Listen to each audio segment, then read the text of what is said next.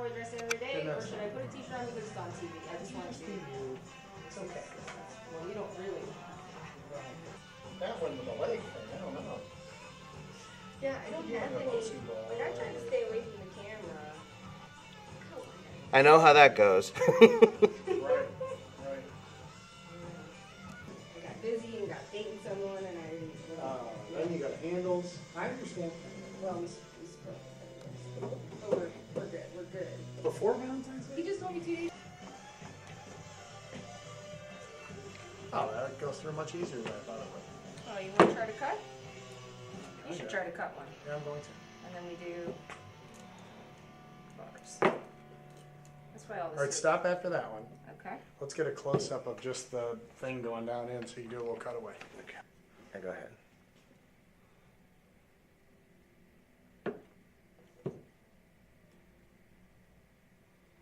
Great.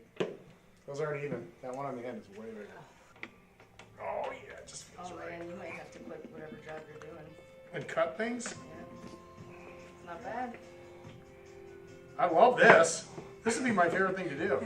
I wish it was like, that's a big one on the end. Oh, Those are that slightly sucked. You're angled, right, man. that sucked. Cutting is very hard. Or, People tend to. really, it looks easy. I know. Imagine cutting 200 pounds of that in a day. Some bridal lady's gonna get mad. No, hers is already cut. This was left over. Oh, okay. So this is for me. This is 7A. No. Is it baby shower or bridal shower? Baby shower. So it's girl. All right, where do you want to put her, Ronald? Do that. Heidi, spell Heidi. H-E-I-D-I, Spell Goldberg. G-O-L-D-B-E-R-G. Okay. Am I supposed to look at you or there? You're supposed to look at me. Okay. Otherwise, it would. Because I feel way more comfortable like that. That is so weird. Okay, when did you open?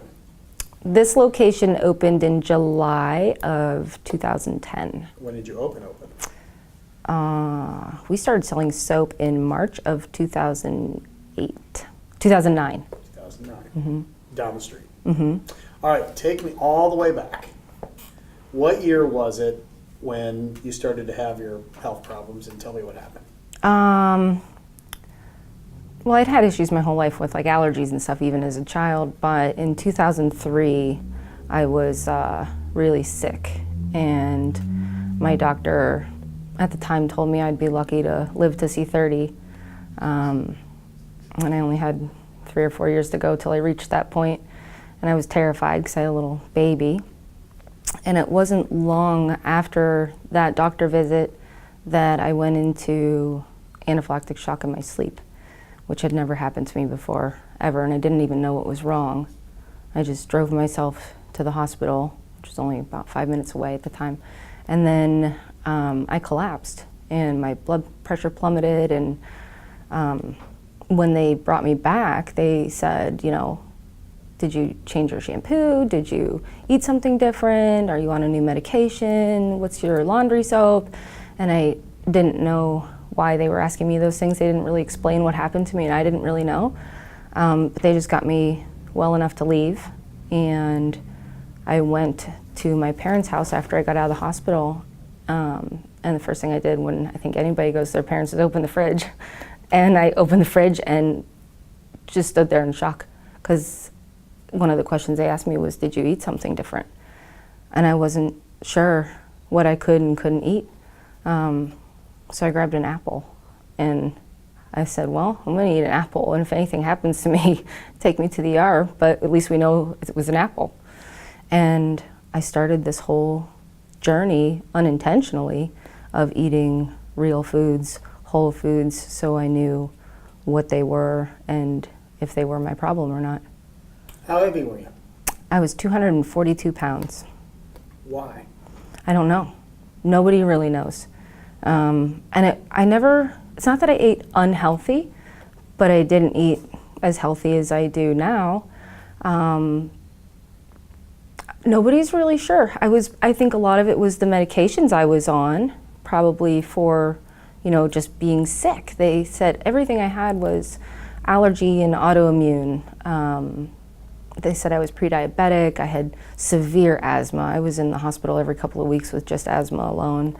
So I was on steroids, and I was just constantly getting unhealthier, and I felt like crap every day. Well, how much of that was because of the health condition, or how much of it because you were heavy, or was it all intertwined? I think it went together. It seems like as I started eating more real foods, just whole foods, no sauces, nothing in a package, in a box, in a can, in a bag, everything I ate was real. And I noticed my energy increasing, even my mind. My mind was clearer, and I wanted to do things, and I felt compelled to do things, even play with my daughter, which I was too heavy and uncomfortable to do when I was, as unhealthy as I was. And I think as I started eating foods, my medication list dropped. So it was like, oh, I don't need this one anymore. I don't need this one anymore. But when I go back in time, when I was a child, my little doctor put me on no artificial colorants, no artificial flavorings. I was constantly, runny nose, my ears were plugged up, I had allergies so bad, but none of my siblings did. So my doctor told my mom, well, you need to keep her off of everything artificial. So I think I was always sensitive to those things, but as I got older, my mom had less control over what I was eating, and I just slowly got really unhealthy. And then as I turned back to the foods that don't have preservatives and colorants and artificial flavoring, I got healthier and healthier. When you went to the emergency room that day, or that night, was it day or night? Night, it was like 3:30 in the morning, right? yeah. What were you thinking, and how close were you to being done? I was really close. Like, I remember hearing them. I woke up at 3:30, and I woke up because I was scratching my arms, and I'm like, man, what is going on? And I went and I ran them under cold water in the bathroom because I just thought, well, that'll feel better. And then I went out to my kitchen, and my knee started itching, and my face started itching, and I went back into the bathroom, and my nose had puffed up, and my ear had puffed up, and my eyes were starting to swell, and I called my mom, and I didn't know what was happening at all. And I just said, I don't know what's wrong with me. It's like I'm allergic to myself or something. Everywhere I'm touching is swelling up. And here, later on I found out that's what happened, was anaphylactic shock. But it was so scary when I was there because they said, I couldn't see anything. So I was out of it. And they said, what's her BP? And someone rattled it off, and I heard someone else say, that's impossible, she'd be dead. And someone else said, she is. So they were in the process of, I don't know, epinephrine or whatever they do to bring someone back from an episode like that, but it was terrifying. And when I woke up and came to, and I was there for a while, and I asked to use the restroom, and I saw myself in the mirror, and I was like, oh my gosh, I look like a monster. I had just red all over my face, my body. I had hives that were the size of dinner plates on my body, and they were just coming and going and coming and going. And I passed my doctor in the hallway, and he goes, oh, you look great. And I was like, oh, I do? So I must have looked a lot worse when I was there initially. Yeah, dead looks way worse. Yeah. Did you see a light or anything? No, I don't recall seeing a light. I just, when I came to, when you were dead? No family members, I wish, but I did see, the hospital light when I was coming out of it. So then you kind of say to yourself what about your life and what you're going to do and things like that, kind of get better. Yeah, I was just on this mission to live because I was a mom. And I wanted to be, that's all I wanted to be in life. I just wanted to be a mom. And I had this little baby, and I'm like, man, I gotta stick around for her. I gotta teach her all these great things about life, and I just need this kid to be awesome. So I was on a mission to be healthy and live well and teach her to live well. So she started eating just like me. She would ask me once she got a little older, hey, can you saute me a mushroom for lunch? And she'd be the kid bringing a mushroom for lunch to school. It was pretty cool. But yeah, I think as the journey happened, I made soap for the first time the day after I got out of the hospital. because I went to take a shower and realized I was scared to death to shower. And that's where that whole journey started. So you thought, well, I better make my own Better soap. make soap, and I just so happened to have lye on hand. Lye is one of the ingredients you need to make soap. I had it on hand because my house was older and had terrible pipes, so I would use it to clean the pipes. And I had olive oil, so I made my first soap that next day.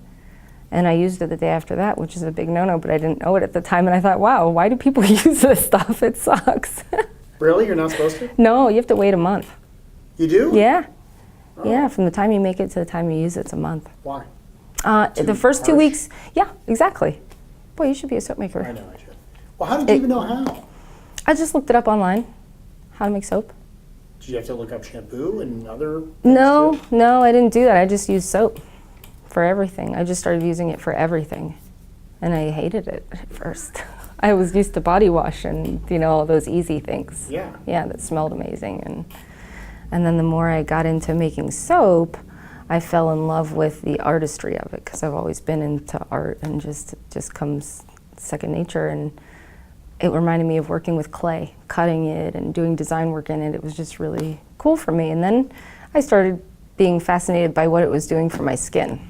And I'm sure it was two things. A, I was getting healthier and healthier, so my skin was getting better and better, but it was the product I was using. So I became fascinated with skincare and went to school to become an esthetician.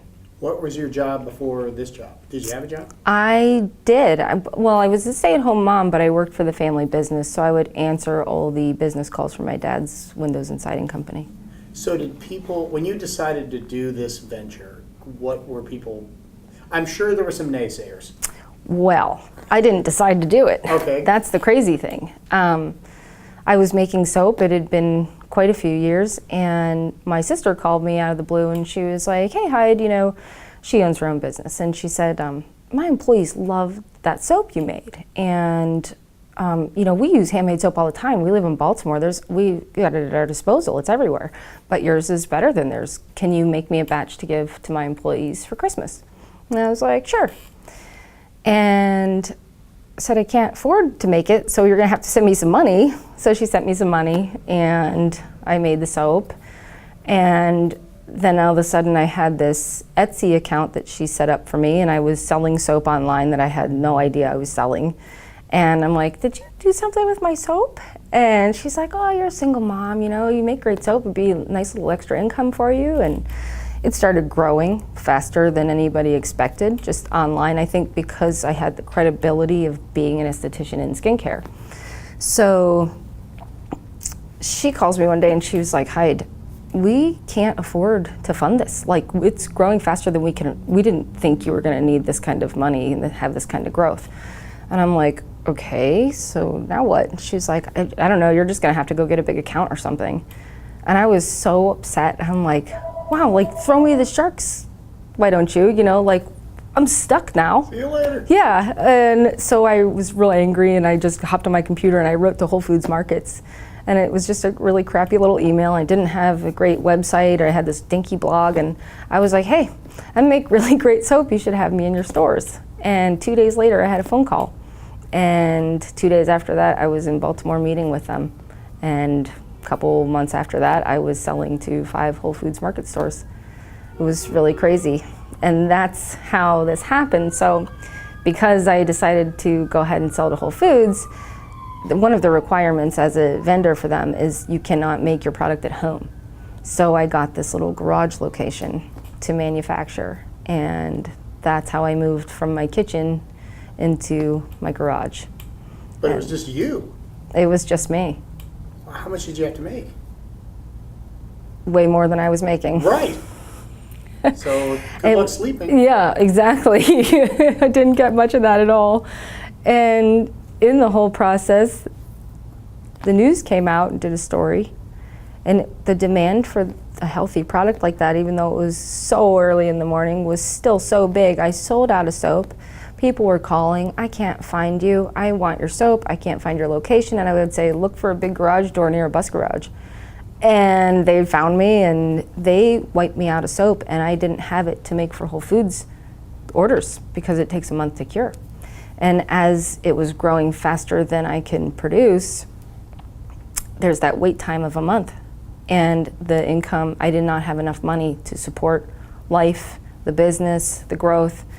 So I wound up getting a retail location with windows that people can find me, because you make more money. You don't make any money doing wholesale. You probably lose money on a product like that. So I moved in here, and the sales here got so big that I quit selling wholesale altogether. And in the process, I lost my house and lost some things. I lived without electric for 9 months, but you know. Shut up. Yeah, oh yeah. Me and Maddie, my daughter, we roughed it for a while. Because of me? We I'm had. sorry. A little. You're why I'm here. Well, yeah, but I also caused you to lose your electric. That's okay. Look at all the people I've helped. Electric's nothing. I love camping. That's awful. That's awful. I hope it was warm out. It's debatable. Seriously? What was that like? We couldn't cook. Where'd We you couldn't have live? anything in the fridge. We lived in the house with no utilities for a really long time. And at one point, my daughter, and she was only like 7, I think, at the time, and I finally broke down. It was my first breakdown. I hadn't cried. I'm tough, you know, I can handle anything. And I'm sitting on the front porch. I was about to lose something else. And I sat on the front porch, didn't know what I was going to do, didn't know how to get out of the situation. And I'm sitting there and I start crying, and my little girl comes out and she just sits right next to me and she was like, "Mom, it's okay. We can live in the car as long as we take Parker and Nina, our dogs." She was like, "You just can't stop doing what you're doing." She's like, "A car can get you to work. You just can't stop. Think about the little girl with the bloody hands that doesn't have bloody hands anymore because she's using your soap. Think about," and she was just rattling off customers that had skin issues that don't have them anymore. She said, "You just can't stop." And like, I was like, okay, you know, and then I went in the house and it was like this, you know, energy just jumped inside me. It was like, yeah, I'm gonna do this for her, because look at her strength, look at her. She's willing to suffer through this to help people too. So we did, and we just kept going. When do you think it started to turn around then and balance out a little bit? It's still not. No. I mean, you have heat, right? We have heat. We did lose our house, but we moved into a condo 2 years ago, and we have heat and lights, and things are definitely better. It was purely customers and credibility. They would just come in knowing it was rough and buy more than they needed, throw us, you know, some extra money as a gift and say, just keep the lights on. And once we got to a certain point where the company was big enough that it could sustain itself and the growth, and then there started to be a little bit of extra money for employees. Having employees is really expensive, really expensive. And things started to turn around. I would say really big turnaround was about 3 years ago. And then it's just been getting better and better. Wow. Well, I didn't know all that. Mm-hmm. Why didn't you tell me? I don't know. I don't want to call and cry on the phone, do you? Why? Everybody else does. Look what you did in my life. I feel awful. Jesus. All you, man. So enjoy that Bar 21. Yeah, you stupid soap guy. How many different kinds we got now? Oh, man. There's probably 10 soaps that are always here, and then we always have limited soaps. So every month we have usually 2 new soaps that nobody's had, or retro batches that are favorites that come back. We have a lot of limited product that comes out. You still love making it? So much. I wish that was the only thing I made. I make so much more because because I have the knowledge, the skills, I care so much, and I make things so safe, so I know I can offer them to people that need other things like laundry soap, or room sprays, or even the little wax tarts for your candle thingies to smell good. I can do it without putting toxins in your home, so I do. But I don't like making that stuff. I love making soap. If I ever am in a position where the business is completely running with other people working all the other areas, and I can train them to make all those other things, I would literally sit in a box and just make soap all day. A soapbox. Love it so much. What do people say to you after they use their soap? Oh my gosh, that's the reason I just still keep, because having a business is really stressful. There's a lot of stress involved, and even emotionally, you wouldn't think so, but even emotionally you get stressed out. And if it weren't for all the people saying all the things they say, I wouldn't still be here. I would just be making soap when I love to make soap in my house, and I would have another job where someone gives me a paycheck. But some people come in and hug me and cry. I never thought, this could heal. I never thought I could be like this. We just heard recently that there's a pediatrician in town sending their patients here. We have a dermatologist that uses it for his rosacea. And that's like, what kind of compliment, can you get better than that? But they say, my hands aren't cracked anymore. My eczema's gone. My baby's not crying and scratching. I mean, we just hear so much awesome feedback. It's amazing. It humbles me all the time. I can just be there like pouring my serums, like, oh God, I hate pouring serums. But then you have someone come in and go, I had neck surgery and I don't have a scar because I used your serum. And you're just like, wow, it's totally worth it to pour that serum. Yeah, no kidding. Yeah, it's so cool. There's so much awesome feedback. I don't have headaches. This stuff smells good and I don't have allergies or asthma from it. There's just so many areas in people's lives it affects. Why don't more soap people just do it? I think they try. There's a lot of soap makers out there. There really are. And I think a lot of them try, but one, anybody can go online and look up how to make soap. It's easy to make. I made it the first day I tried, and it worked. But in order to make really good soap, you have to really care about what you're doing, and you have to know your oils so good and build your own formulas to make them behave certain ways, to make them, not drying, not whatever. And you have to be so precise and careful. And I think a lot of people that do make handmade soap don't take that much care, and a lot of times people use it and they're like, wow, that was really harsh, that kind of burned a little, my skin's really dry. So I think they might try and do some craft festivals or things like that and maybe take off a little bit, but then not keep the momentum. But I think another big part of it is the credibility I have from being an esthetician. I'm a licensed esthetician with the ability to create product, not just soap. Anyone can make soap. It doesn't fall under a cosmetic category unless you want it to, and you label it that way. But other products, you do have to be licensed, and there's a lot of people that make soap and then go, well, I should make lotion. Well, I should make serum. And you shouldn't. Right. So they don't have that background to really know the skin, and they can do their own research and whatnot, but I think the fact that I am licensed, I've had, 12 years, I've been 12 years esthetician. There's so much experience involved with that, and I've worked in the spas, and I've done, skincare up close and personal, and I can bring that into the business, and I'm licensed to not diagnose, but I'm licensed to treat skin where a lot of people aren't. So they just go, I made this soap and it smells really great. I made this soap and it has coffee in it, it'll scrub you. There's not that skincare aspect to it. I know you can't predict, Right. but what do you think the future holds as you sit there right now? Wow. What do you think? Sell it, move to Tahiti. No.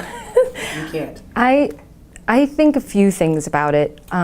Sometimes I think, man, be awesome to open a spa end to the business where I offer services and we use our product to do the facials and things on, any treatments that somebody needs. I'm licensed to do, massage. There's all these areas, cellulite treatments. So sometimes I think maybe we'll add on to BodyGoodies and have a service part. Often I think it's time to open another location. The only thing that stops me from doing that is, well, aside from finances, is the stress of having 2 locations and the ability to make the soap that fast. Right now I can't even keep up here. I don't see it going anywhere. I think if it was gonna go away, it would have happened by now. So now I just see it ahead of me and I'm on a treadmill, kind of chasing after it daily. But I see it continuing and help people. I'd like to continue to hire people in skincare to continue on that path instead of just a soap company. Are you happy? I'm so happy. I think that if I didn't love what I do, I would have exited a while ago. What makes me happy is helping people. Like, I'm that person, like, back in the day, I was giving stuff away. I still do. I'm not allowed up front. I'm not allowed at the register because I just give it away.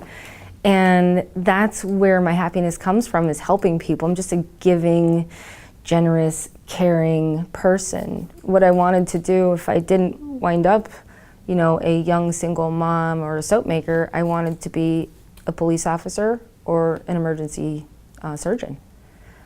But I dropped out of high school because I hated school and I knew surgery was out of the question. So, but obviously you can handle the pressure and the stress. Oh, There's for a sure. lot of pressure. Oh my gosh, so much.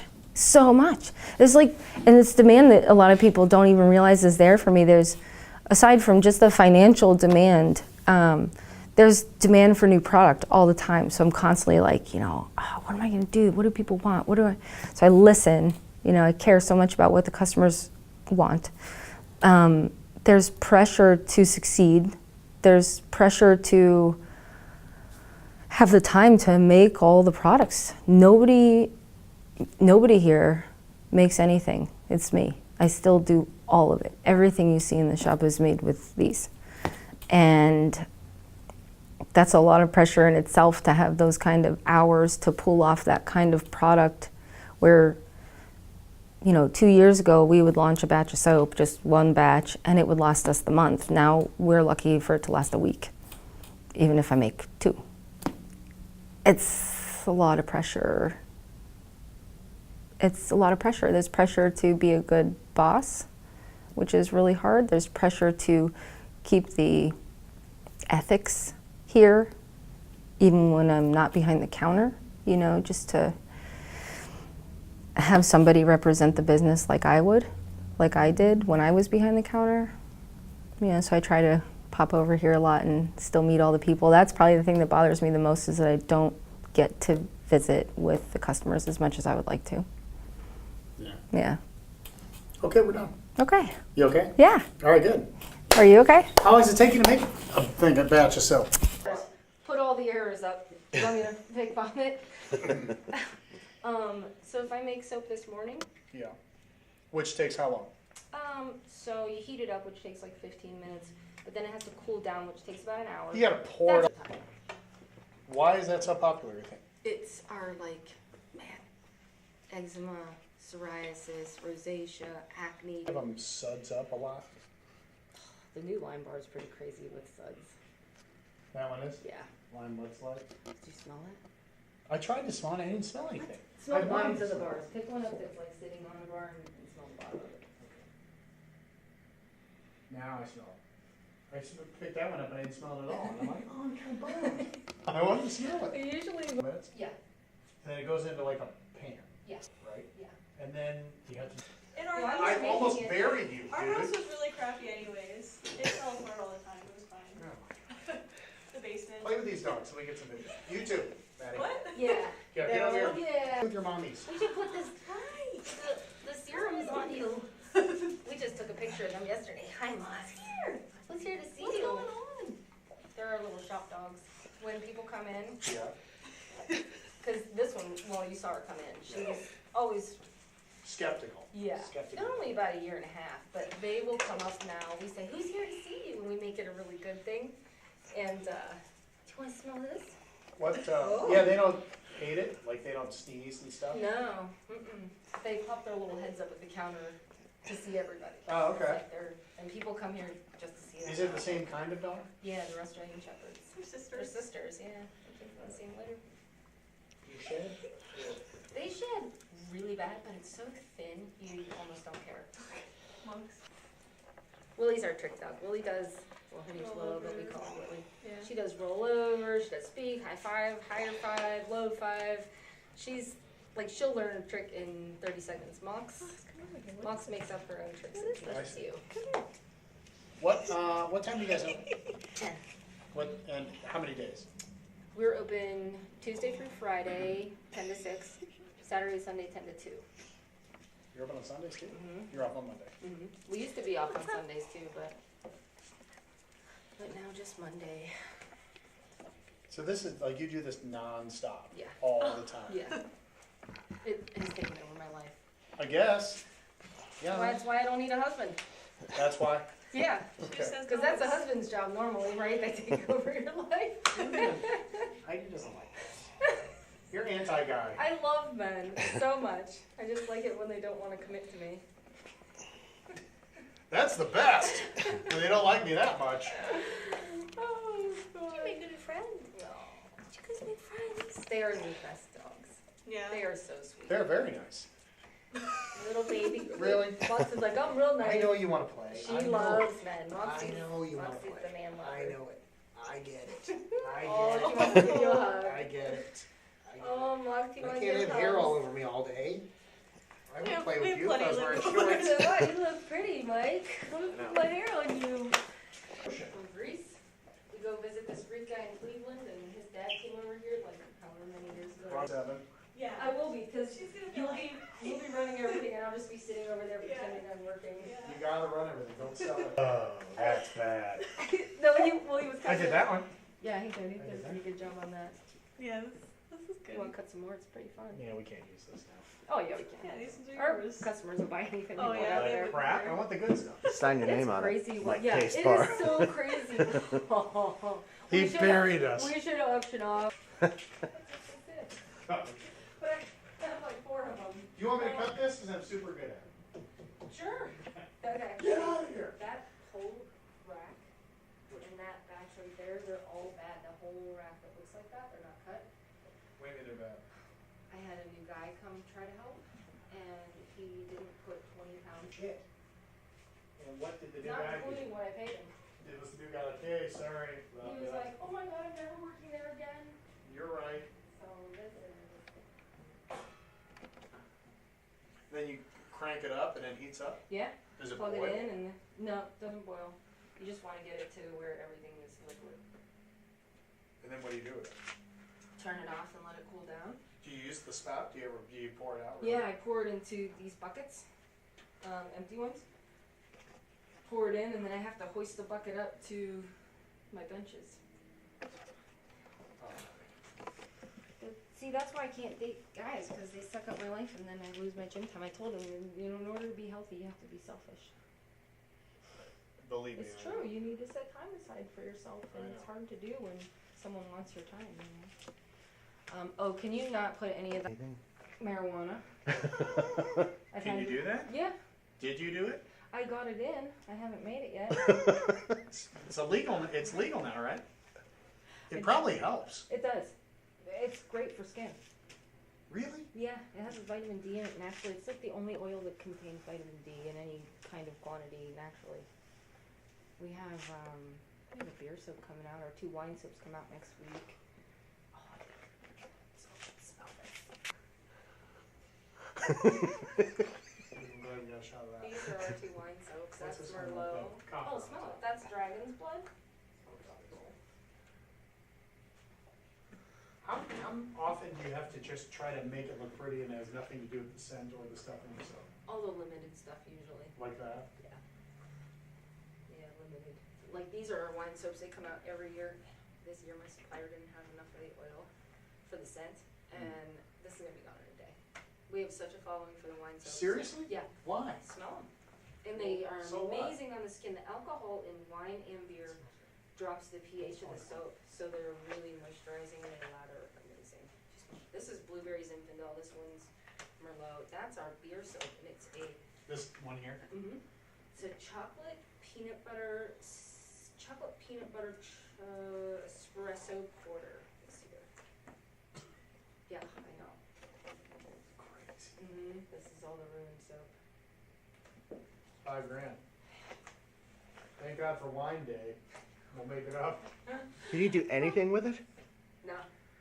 What if I used it? Normally, like if this was plain white, you can turn it into laundry soap. That's what our laundry soap is. It's my soap with a heavier amount of lye in it to make it clean better. Mm. It's lime mudslide.